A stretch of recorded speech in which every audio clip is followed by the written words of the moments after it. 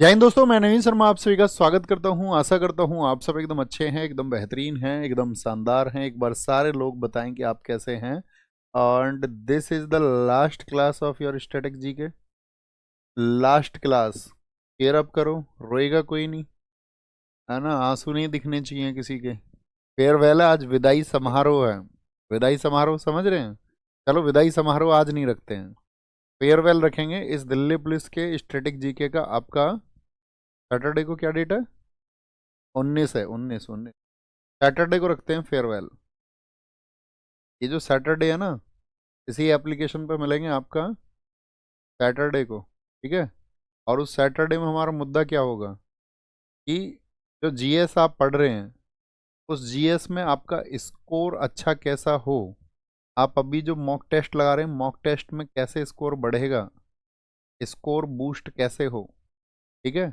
Saturday इस topic पे बात कर लेंगे, क्योंकि आज बात करेंगे तो बहुत लंबी बातें हो जाएंगी। तो सैटरडे आप लोगों के मुझे 20 से 25 मिनट चाहिए, कि 50 क्वेश्चन का 50 मार्क्स का बात है। और 50 क्वेश्चन इसमें जिसकी जितनी बेहतरीन परफॉर्मेंस होगी उस सिलेक्शन के उतने ज़्यादा चांसेस हो। अपने पास क्या रूट मैप है ना। किस तरह से हम जो प्रैक्टिस सेशन शुरू करने वाले हैं अभी नायक 2.0, उसमें दिल्ली पुलिस के लिए हम क्या बेहतर करेंगे, या आपको किस तरह से चीज़ों को करना है, तो सैटरडे उन पे बात करेंगे। ठीक है। आप कहेंगे भैया मोटिवेशन वोटिवेशन नहीं चाहिए, जागरूकता चाहिए कि चीज़ें करनी क्यों हैं, सिलेक्शन क्यों लेना है। और दूसरी बात, सिलेक्शन कैसे लें, कैसे। कुछ ही बच्चों का सिलेक्शन हो पाता है, सबका क्यों नहीं होता। तो वो कुछ बच्चे क्या करते हैं, उसके लिए हमें वो रूट मैप बताओ। अब तक इतने बच्चों ने आरडब्ल्यू प्लेटफॉर्म से, लाखों स्टूडेंट्स ने जॉब लिया, तो क्या प्रोसेस है। उन बच्चों से आपने भी तो एक्सपीरियंस किया होगा, सीखा होगा, वो बिल्कुल बताएंगे। हाँ हाँ हाँ, ठीक है ना। चीज़ों को सबसे अच्छा स्कोर कैसे बूस्ट होगा और अपना रिवीजन कैसे करें आप अच्छे से। इन दो चीज़ों पे हम बात करेंगे सैटरडे को। ओके। आधे घंटे बात हो जाएगी, जरूरी नहीं 20-25 मिनट बात हो, 30 मिनट होगी, इतनी देर में गाइड कर देंगे, तो जरूरी है। ओके। चले जी, आज की क्लास में हमारा कुछ मैंने टॉपिक्स आप लोगों के लिए ऐड किए हैं दोस्त। पीडीएफ में मैंने कहा था पढ़ के आना, देखा था एक बार, इसमें कुछ एयरपोर्ट वगैरह होंगे, है ना। पढ़ना है इसको, मेरे साथ रीडिंग लगानी है, रीडिंग ध्यान से देखो, बातें नहीं करनी है। और अभी तुमको पता है कि थोड़ा सा आंखों में दिक्कत है, सर पहले हिस्ट्री करा दो। अरे भैया हिस्ट्री 2.0 में होगा। हिस्ट्री 2.0 में होगा। आप सब लोगों को 2.0 आएगा जब इसका, तो फ्री मिलेगा, उसमें हिस्ट्री करा देंगे। ओके।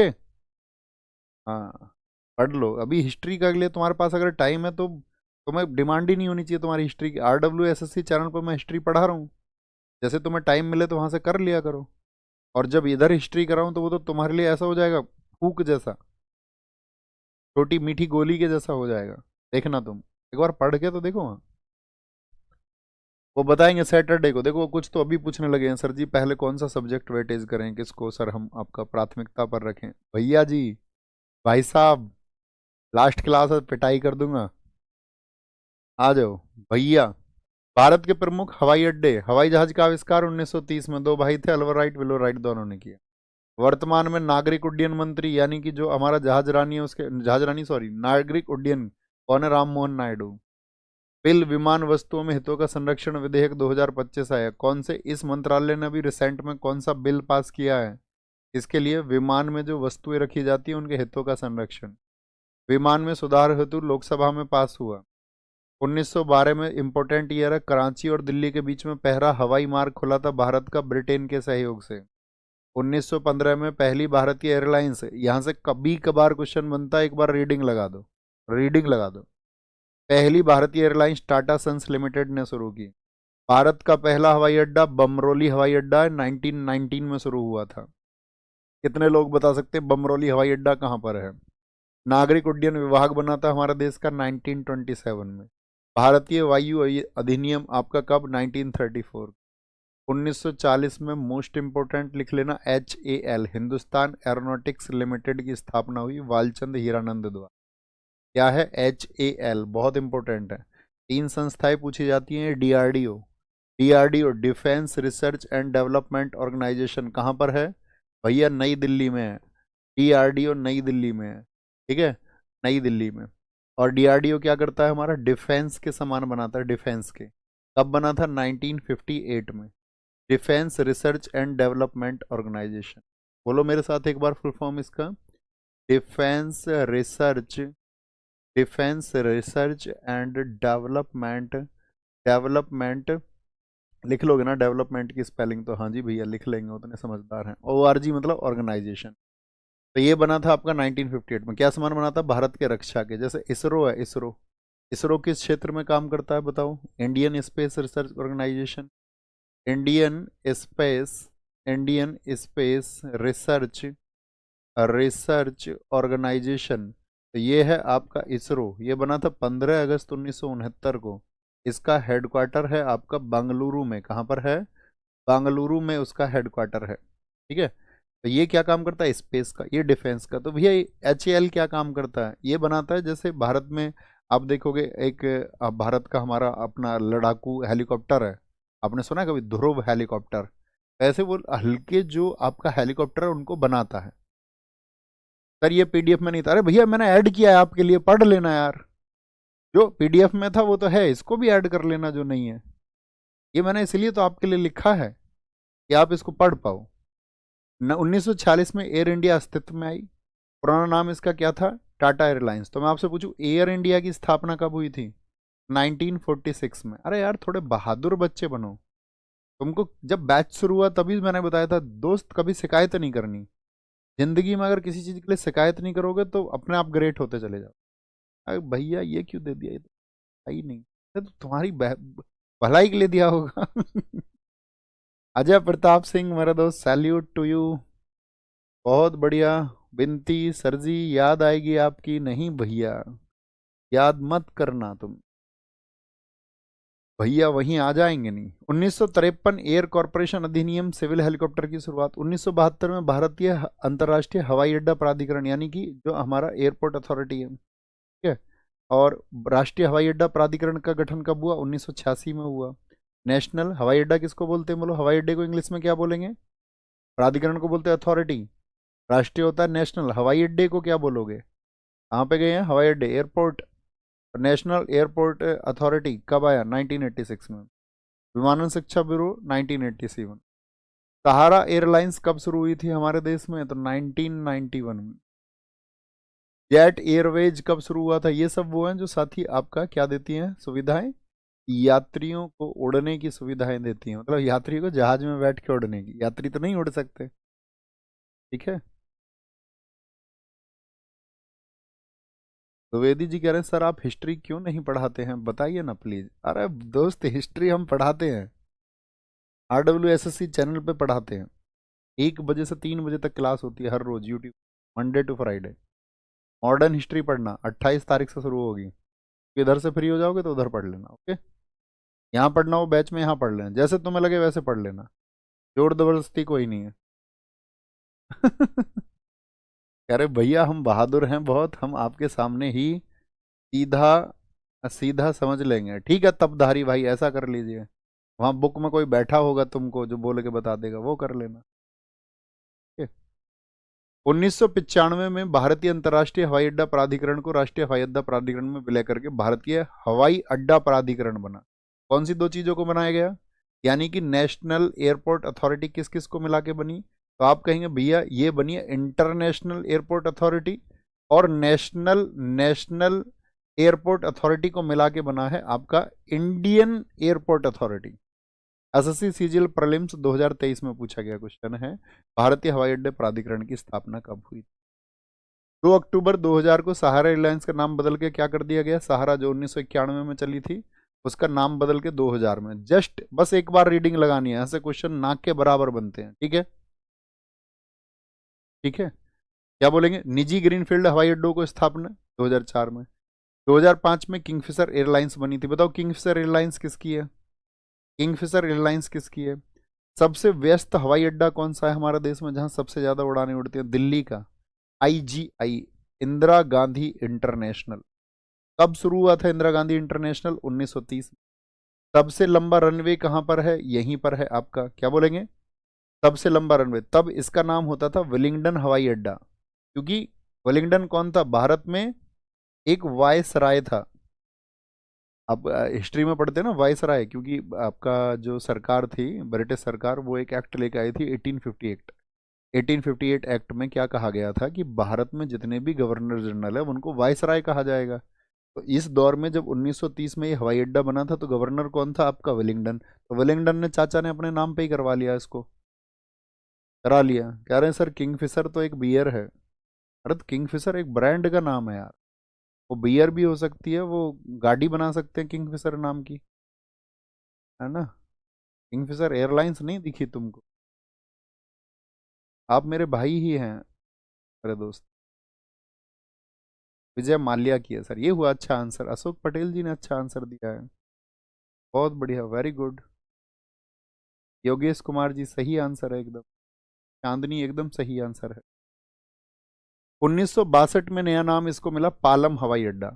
आईजीआई को 1962 में किस नाम से जाने लगा? पालम हवाई अड्डा, क्योंकि उस इलाके को बोलते पालम, वहाँ पालम गांव था। 1986 से इंदिरा गांधी इसको कर दिया गया है। 1986 से इसको क्या कर दिया गया है? इंदिरा गांधी कर दिया गया। एक कह रहा सर इसको मैं बुक से पढ़ लूंगा। बुक ढूंढो तो सही, किस बुक में तुमको ये मिलेगा। ढूंढो जरा बुक जाके मार्केट में, मिलेगा ही नहीं। आगे हो। सबसे बड़ा हवाई अड्डा कौन सा है भारत का? राजीव गांधी। सबसे लंबा रनवे किसका? तो आईजीआई।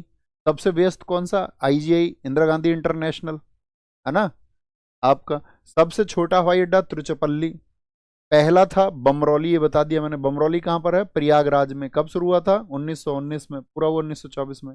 भारत में कुल इंटरनेशनल एयरपोर्ट कितने हैं? तो क्या बोलोगे? International airport 34।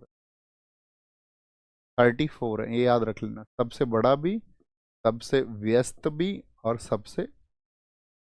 अब बताओ हवाई अड्डे जरा। राजीव गांधी हवाई अड्डा कहाँ पर है? तेलंगाना में। गुरु रामदास जी के लिए कहाँ पर? पंजाब, अमृतसर में। गोपीनाथ बारदोली कहाँ के नेता थे? असम के। तो असम के गुवाहाटी में इनके नाम का एयरपोर्ट है। बीजू पटनायक कहाँ के नेता थे? नवीन पटनायक और बीजू पटनायक भैया उड़ीसा के थे। इंदिरा गांधी जी के लिए अभी बताया दिल्ली में सबसे व्यस्ततम है। वीर सावरकर जी के लिए एयरपोर्ट कहाँ पर है? अंडमान और निकोबार में है। बोलना एक बार, हाथ रख के बोलो अपनी तरफ से। फोन की स्क्रीन छुपा लो आदि। सरदार वल्लभ भाई पटेल जी के लिए गुजरात, अहमदाबाद में। स्टेचू ऑफ लिबर्टी भी कहाँ है? वहीं पर है। कैंपागोडा कहाँ पर है? आपका बेंगलुरु में। कोचीन कहाँ पर है? केरल में। कालीकट जहाँ वास्को डिगामा पहुंचा, केरल में, कोझिकोड में। त्रिवेंद्रम कहाँ पर है? केरल की राजधानी है ना तिरुवनंतपुरम, वहीं पर त्रिवेंद्रम है। छत्रपति शिवाजी महाराज जी के लिए भैया, इनके लिए तो महाराष्ट्र मुंबई में है। बाबा साहब के लिए सबसे ज्यादा पूछा जाता है एयरपोर्ट, बाबा साहब भीमराव अंबेडकर जी के लिए। छत्रपति शिवाजी महाराज अंतर्राष्ट्रीय हवाई अड्डा कहाँ पर है? चेन्नई, तमिलनाडु में है। तिरुचिरापल्ली, तमिलनाडु में। चौधरी चरण सिंह यूपी का है, लखनऊ में। इंपोर्टेंट है, पूछिए। लाल बहादुर शास्त्री जी के लिए वाराणसी में है। नेताजी सुभाष चंद्र बोस अंतर्राष्ट्रीय हवाई अड्डा कहाँ पर है? कोलकाता में है। अहिल्याबाई होलकर एयरपोर्ट कहाँ पर है? ये इंदौर, मध्य प्रदेश में है। दाबोलिम, ये गोवा में है। अरे थम्सअप करो, ये बचपन की चीजें हैं इतनी, बहुत इंपॉर्टेंट चीजें। बोलो जी। दाबोलिम, शेख अल आलम अंतर्राष्ट्रीय हवाई अड्डा। सर जी एक चीज बता दो जो आपने अपने बस एक बता दो। ओके। शेख अल आलम कहाँ पर है? जम्मू कश्मीर। चलो एक मैसेज दे देंगे अभी, मैसेज भी जब ही देंगे 19 तारीख को, ठीक है। बागडोगरा अंतर्राष्ट्रीय हवाई अड्डा कहाँ पर है साथी? आपका वेस्ट बंगाल में है। मंगलौर कर्नाटक में। कर्नाटक की राजधानी बंगलौर, मंगलौर ऐसे रिलेट किया करो। भगत सिंह जी कहाँ पर हैं? पंजाब, चंडीगढ़ में है। विवेकानंद जी के लिए कहाँ पर है साथी? आपका रायपुर, छत्तीसगढ़ में है। महाराजा वीर विक्रम के लिए एयरपोर्ट कहाँ पर है? वो है त्रिपुरा, अगरतला में। पढ़ो एक बार और। वीर विक्रम, त्रिपुरा, अगरतला। स्वामी विवेकानंद जी के लिए रायपुर में है। भगत सिंह जी के लिए चंडीगढ़, मंगलौर कर्नाटक। बागडोगरा पश्चिम बंगाल। शेख अल आलम जम्मू कश्मीर। दाबोलिम गोवा। अहिल्याबाई होलकर इंदौर। सुभाष चंद्र बोस कलकत्ता। लाल बहादुर शास्त्री यूपी, वाराणसी में। चौधरी चरण सिंह लखनऊ। तिरुचिरापल्ली तमिलनाडु। चेन्नई तमिलनाडु। बाबा साहब के लिए नागपुर महाराष्ट्र में। छत्रपति शिवाजी महाराज जी के लिए मुंबई महाराष्ट्र में। त्रिवेंद्रम केरल में। कालीकट केरल में। कोचीन केरल में। कांपागोड़ा बेंगलुरु में। वल्लभ भाई पटेल गुजरात में। वीर सावरकर अंडमान निकोबार में। इंदिरा गांधी जी सबसे व्यस्त और सबसे बड़ा कौन सा बताया मैंने हवाई अड्डा भी बताइए? बिज्जू पटनायक उड़ीसा में। गोपीनाथ बारदोली असम के प्रसिद्ध नेता थे। गुरु रामदास पंजाब में, आपका ये तो गुरु भी पंजाब में है, 10 सिख गुरु। राजीव गांधी जी तेलंगाना। समझे? समझे दोस्त, नहीं समझे? हाँ जी भाई। देखो ये भारत की आंतरिक सुरक्षा के लिए जो काम करने वाली एजेंसीज हैं, ठीक है, भारत की सुरक्षा के लिए काम करने वाली एजेंसी को समझे। बहुत थैंक यू सूरज भाई, ये आप सब लोगों का प्रेम है, ठीक है ना। बस आपको फाइनल सिलेक्शन ले लेना है, अच्छे से मेहनत करोगे तो होगा। इधर उधर की बातों में अगर रहे होगे, अगर सिर्फ बातें बनानी जानी होंगी तो फिर सिलेक्शन बनाना नहीं जाना होगा। जो बातें नहीं बनाते हैं ज़्यादा वो सिलेक्शन बना ले जाते। बस अपने आप को बिजी रखना अपनी पढ़ाई में। एनसीसी जानते हैं? एनसीसी नेशनल कैडेट कॉर्प्स, स्थापना कब हुई थी? 1948 नई दिल्ली में। असम राइफल्स 1835 मेघालय में। सीआरपीएफ 1939 नई। आईटीबीपी, देखो भारत चाइना का युद्ध कब हुआ था? Indo China war 1960। भारत और तिब्बत की सीमाओं के लिए इसको बनाया गया था। भारत पाकिस्तान युद्ध कब हुआ था? 1965 में। क्या हुआ था इस समय? भारत पाकिस्तान युद्ध। ये कहाँ पर ड्यूटी होगी इन सब की, बीएसएफ के जवानों की? भारत पाकिस्तान सीमा पर। ये बना था Bharat China war, Indo China war हुआ था 1962 में। मैंने आपको बताया था कि भारत और पाकिस्तान के बीच कुल कितने युद्ध हुए हैं अब तक? सीआईएसएफ बना 1969 में। ये CISF central industrial security force. इन सारी फोर्सेस को हम बोलते हैं आपका पैरामिलिट्री, अर्धसैनिक बल। एनएसजी 1984 में, 1984 में। क्या बोलोगे? सिख दंगे जब हुए थे 1984 में, 1984 में क्या हुआ था? ऑपरेशन ब्लू स्टार हुआ था, ऑपरेशन ब्लू स्टार हुआ था, ठीक है। त्वरित रैपिड एक्शन फोर्स कहीं पे किसी बचाव कार्य के लिए 1992। एसएसबी 1963 में बना। एसएसबी बोले सशस्त्र सीमा बल, आपका आईटीबीपी के बाद में तुरंत बना था अगले वर्ष में, अगले वर्ष में, ठीक है। आगे आएंगे।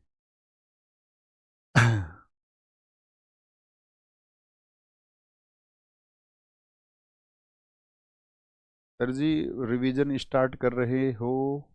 अभी सिलेबस ही पूरा नहीं हुआ बेटा, रिवीजन स्टार्ट नहीं कर रहे हैं। आप आराम से करते रहो रिवीजन। आप 6 महीने तक ना खत्म करो, 8 महीने तक ना खत्म करो, वो आपका हेडक है। बच्चू आपको तो पढ़ते, वो तो आपके ऊपर डिपेंड करेगा ना कब तक पढ़ रहे हैं आप। जिस नायक 2.0 को हम शुरू करेंगे 1 मई से, तो वो एक प्रैक्टिस सेशन है। आप अब तक पढ़ के क्या सीख चुके हो, क्या नहीं आता है आपको, वो जानना है, समझ रहे हो। और अगर उसको तुम जरूरी थोड़ी अभी कर, बाद में कर लेना, तुम्हारी मर्जी है। तो कबीरदास का कथन है, काला करे सो आज कर। अब वो तुम्हारी मर्जी, तुम करो अगले साल करो, तुम 2 साल बाद करो, तुम्हारा सबका हेडक है ना अलग अलग।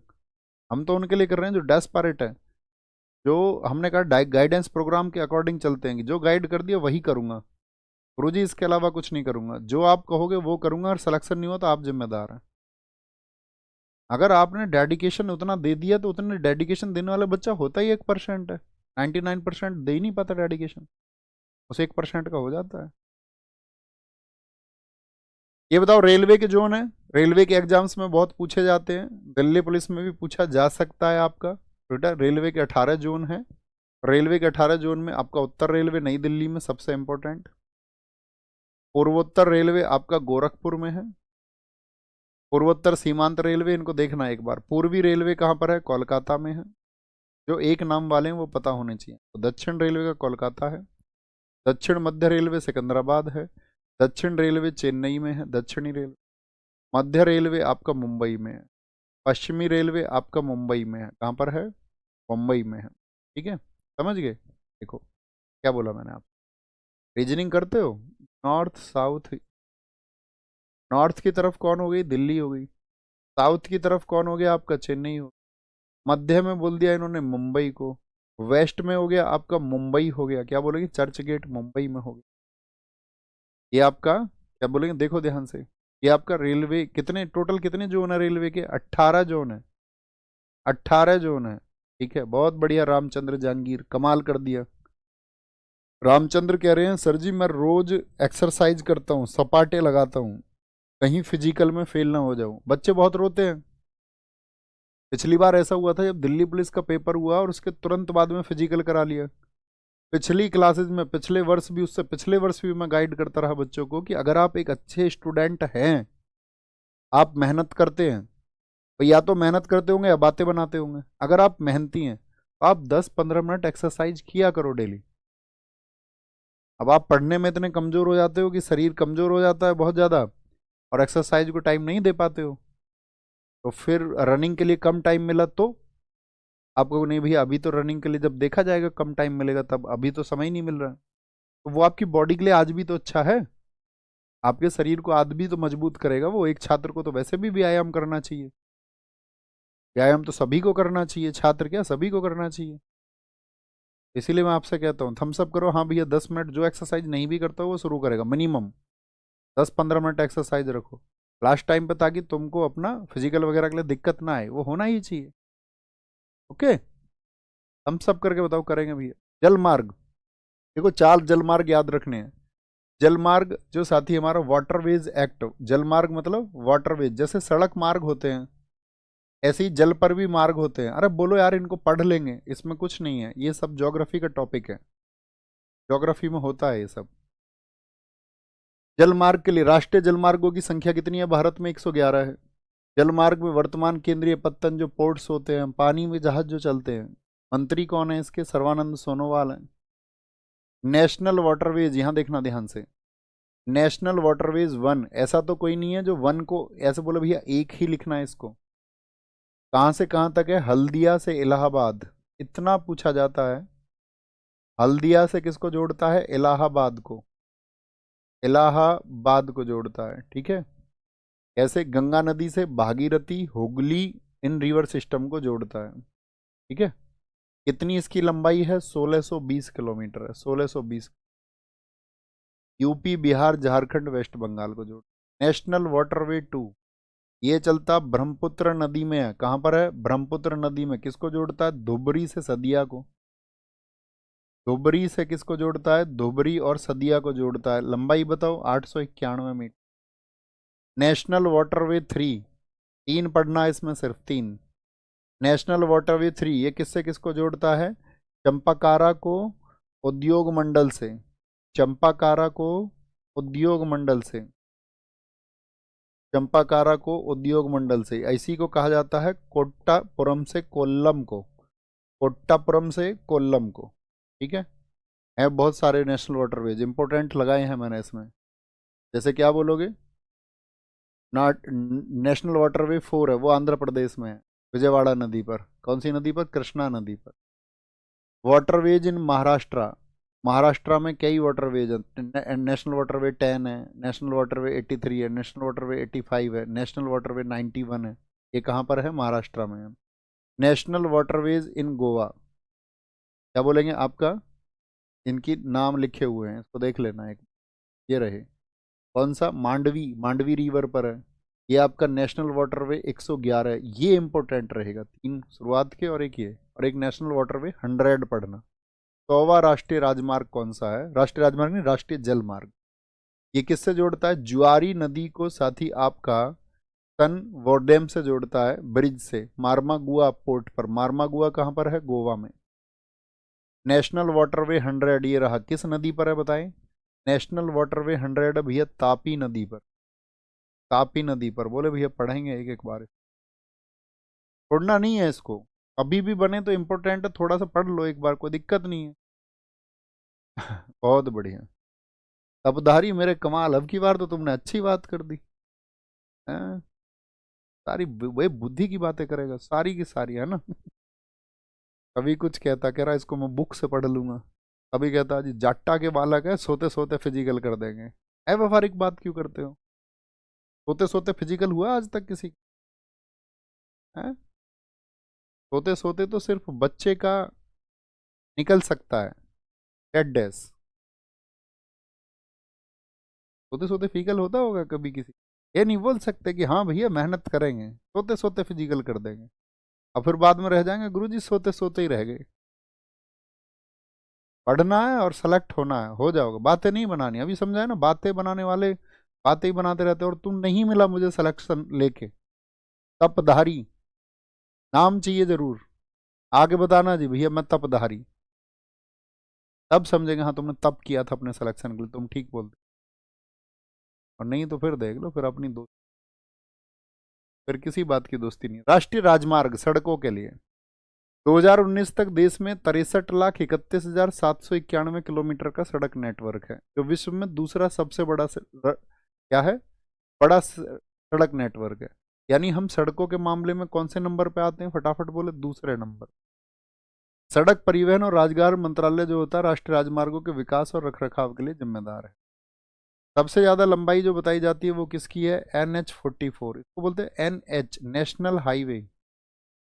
आप कभी सड़क पे गए हो नेशनल हाईवे पे तो कौन लिखा रहता है, किसके बोर्ड लगे रहते हैं, NHAI के बोर्ड लगे देखे हैं। तो NHAI का फुल फॉर्म लिखो सारे लोग, कौन सबसे पहले लिखता है। तो NH44, इसकी लंबाई 4112 किलोमीटर, कहाँ जोड़ता है, श्रीनगर से कन्याकुमारी।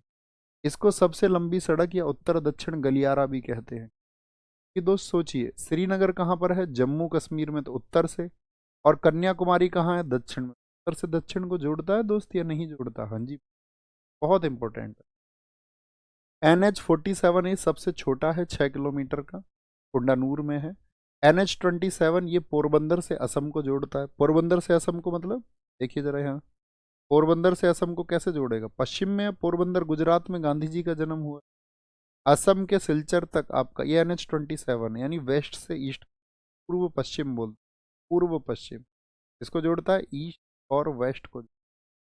NH48 दिल्ली और चेन्नई को जोड़ता है। NH52 हिसार से हुबली, हुबली है कर्नाटक में। NH6 मेघालय से मिजोरम को जोड़ता है। NH19 ये GT रोड का पुराना नाम है, जो दिल्ली कलकत्ता से जोड़ता है। चेन्नई से कलकत्ता को जोड़ती है आपका NH16।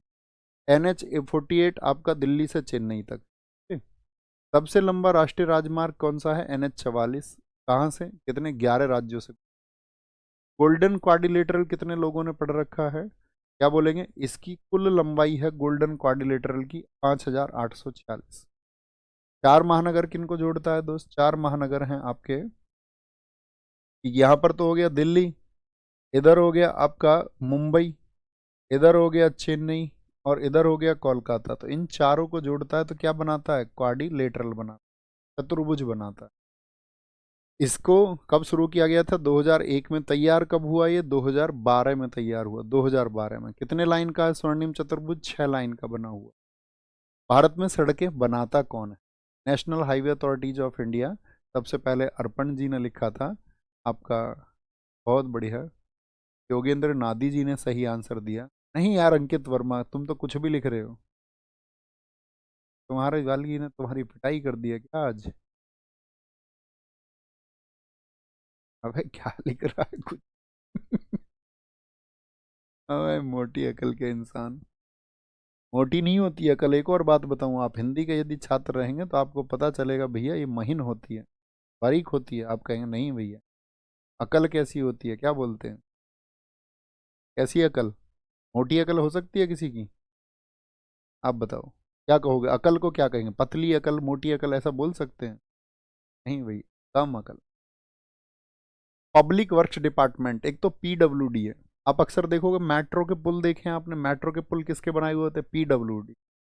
स्थापना हुई है इसकी आपका 1954 में, 1854 डलहौजी के द्वारा, क्योंकि डलहौजी ने भारत में बहुत सारी चीजें आपने हिस्ट्री में पढ़ी होगी। PWD डाक व्यवस्था उसने शुरू, हाँ, रेलवे को उसने शुरू। जो डलहौजी है इसका कार्यकाल है 48 से 56, 1848 से 56 के बीच में जो हुई वो डलहौजी के द्वारा भारत में वायसराय के तौर पर कराई गई। ठीक है, बोलेंगे भी फटाफट से। सर कहीं कहीं पे NH27 को बड़ा बताया जाता है, देखो मैं बताता हूँ इसका भी डाउट। जो NH27 है इसका भी मर्जर आपको कहीं कहीं देखने को मिलेगा कि पोरबंदर से असम के सिलचर को जो जोड़ता है NH20, लेकिन ऑफिशियल साइट के डेटा के अनुसार NH44। दोनों ऑप्शन में आए तो आपको NH44 चुनना, लेकिन NH44 नहीं दिया हुआ है तो आपको NH27 चुनना। केंद्रीय लोक निर्माण विभाग के अधीन, किस विभाग के अधीन है, लोक निर्माण, PWD के अंदर। मुख्यालय इसका नई दिल्ली में, महानिदेशक राकेश मिश्रा। PRO, आपने देखा बॉर्डर रोड ऑर्गेनाइजेशन, पहाड़ी क्षेत्रों में सड़कें आपने देखी है या नहीं, बहुत शानदार, ब्रजेश कुमार जी आपने ठीक बताया एकदम। बोलो जी। BRO बॉर्डर रोड ऑर्गेनाइजेशन 1960 में बना नई दिल्ली में। भैया इसको तो हम पढ़ चुके हैं, थम्स अप करो इन सारी चीजों को। पहले कितने लोग पढ़ चुके हैं अन्य सब्जेक्ट में। हमारे महान काम पर्वतों की खामोशी में बोलते हैं, टैगलाइन है BRO की। ये पहाड़ी क्षेत्रों में बनाता है सड़कें। कहाँ पर? पहाड़ी क्षेत्रों में। प्लेन में कौन बनाता है? समतल पर, जैसे आपके आसपास कोई हाईवे होगा। रक्षा मंत्रालय के अधीन है BRO। BRO के महानिदेशक है रघु श्रीनिवासन। NHAI, इसकी स्थापना 1995 में हुई। ये प्लेन में सड़कें बनाता, प्लेन यानी समतल पर। पहाड़ों में कौन बनाएगा? BRO। समतल पे कौन बनाएगा? NHAI। क्या बोलेंगे? मुख्यालय नई दिल्ली, अध्यक्ष संतोष कुमार। NHAI अधिनियम यार 1988 इंपोर्टेंट है। NHAI सबसे ज्यादा पूछा जाता है। जैसे मुझे बताओ NHAI की टैगलाइन, कभी आप एक्सप्रेसवे पर जाओ तो आप देखना, NHAI सड़कें नहीं देश निर्माण भी करता है। इसकी टैगलाइन है। क्या टैगलाइन है? NHAI, NHAI सिर्फ देश नहीं बनाता, सिर्फ सड़कें नहीं बनाता, सॉरी, सिर्फ सड़कें नहीं बनाता, देश भी बनाता। NHAI सड़क निर्माण ही नहीं, सड़क निर्माण ही नहीं, यानी सिर्फ सड़कें नहीं बनाता, देश भी बनाता है। अगर सड़कें अच्छी होंगी जिस देश की, वो देश अच्छा होगा। NHAI सड़क निर्माण ही नहीं, देश निर्माण भी करता है। क्यों भैया सड़कें अच्छी होनी जरूरी क्यों? सड़कें जब अच्छी होती है ना दोस्त, उस देश की गति बढ़ती है। हमारे देश में जैसे कुछ सामान जाना है, उत्तर से दक्षिण में जाना है। अब सड़कें खराब है तो सामान दक्षिण में पहुंच ही नहीं जाएगा, जो उत्तर में पैदा होता है वो सामान क्या हो जाएगा? रुटन, सड़ जाएगा। अगर सड़कें अच्छी नहीं होंगी, सड़कें अच्छी होंगी तो वो क्या होगा? आपका पहुंच जाएगा दक्षिण में।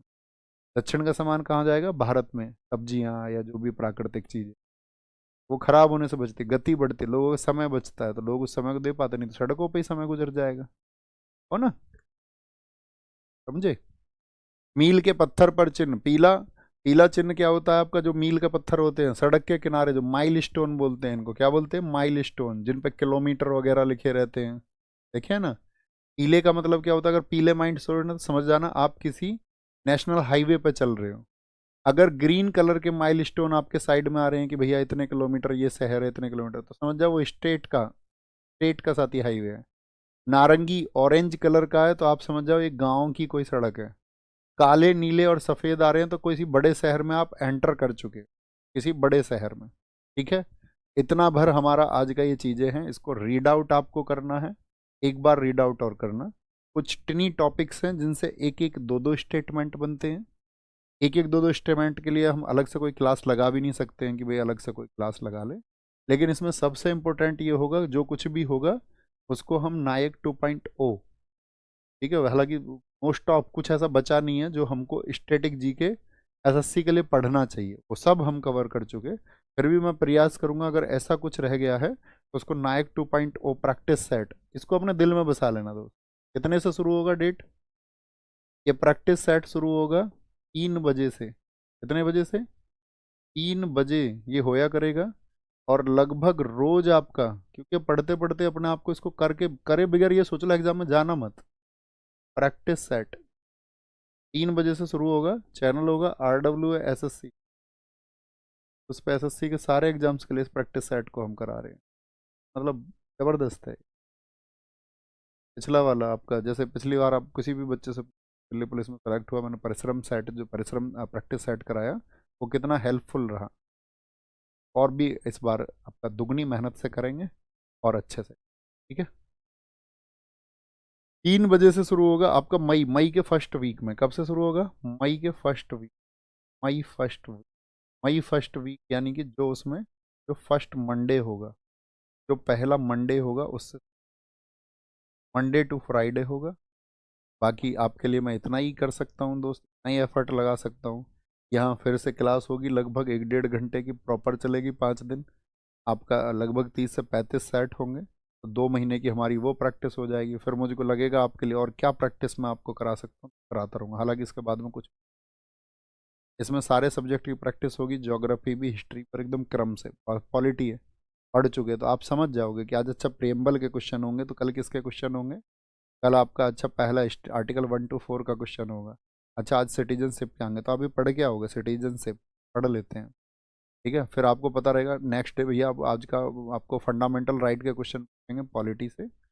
हिस्ट्री में पूछेंगे भैया 1857 के क्वेश्चन, ज्योग्राफी में भैया पूछेंगे आपका हवाओं से क्वेश्चन, और इकोनॉमिक्स में भैया पूछेंगे आरबीआई के क्वेश्चन। तो आपको एक आइडिया लग जाएगा धीरे धीरे खुद ही क्या चल रहे हैं, थोड़ा मजा आएगा प्रैक्टिस, क्या क्वेश्चन बन सकते हैं, कुछ फैक्ट आपको भी पता चलेंगे, अच्छा ये तो कवर ही नहीं हुआ था, भैया ने इसको भी कवर करा दिया। ओके ठीक है, ख्याल रखिए अपना बहुत सारा। ओके ओके ओके ओके, बहुत बढ़िया बहुत बढ़िया। तो प्रैक्टिस का मतलब प्रैक्टिस होता है, जिसको लगे कि आगे पिछड़ा हुआ हो ये करके जाना। ओके, तो tata bye bye. Syllabus complete हो चुका है, बाकी आप सबको गाइड करने के लिए कैसे रिवीजन करें, सैटरडे एक सेशन रख लेंगे, सैटरडे इसी समय 5 बजे यहीं एप्लीकेशन में, सेम टाइम सेम जगह, सेम टर्म सेम जगह, अगले हो दिन। ठीक है, थैंक यू।